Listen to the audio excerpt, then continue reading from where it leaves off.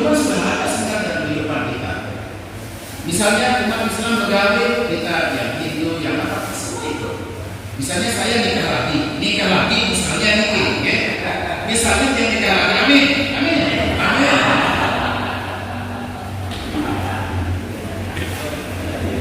Ya kalau dia nikah lagi, boleh nggak pertanyaan, boleh nggak dia atas untuk resepsi, boleh nggak dia mengundang teman-teman saya yang beda agama, yang Hindu, yang Buddha, yang Katolik, yang Nasrani, yang Komunis, boleh nggak? Boleh. Resepsi itu yang kita sebut dengan harmoni, mengurangi kemungkinan hal-hal dari efek konflik.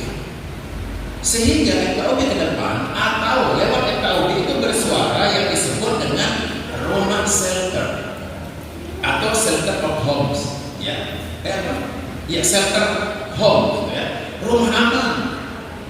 Sekarang yang ada di NTT rumah aman itu hanya satu, yang disebut dengan Tongsari, yang disebut di Majalengka. Itu kan dulu dipakai namanya para tahun dulu, para penglingsir kalau saya tidak salah itu punya dinas transmigrasi di Majalengka itu. Sekarang dipakai oleh teman-teman Ahmadiyah. Saya mengawal Ahmadiyah itu dari 2008. Sejak dia diserang, dia di Ketapang itu, saya bersuara membentuk petisi 7. Petisi 7 itu termasuk saya yang buat dengan beberapa wartawan. Kenapa? Karena teman-teman Ahmadiyah itu dia mau cari suaka politik ke Belanda dan Australia. Itu mediasi spirit keagamaan, mediasi kebudayaan, mengedepankan adat istiadat, suluh kalau bahasa kita dalam Islam itu suluh, pendekatan suluh. Karena kalau orang melakukan pendekatan hukum, ujungnya akan ada penyidikan. Maka polisi akan masuk ke ruang tersebut. Sebagaimana tugas yang dibebankan oleh negara, bagian dari tugas kepolisian yang melakukan penyidikan.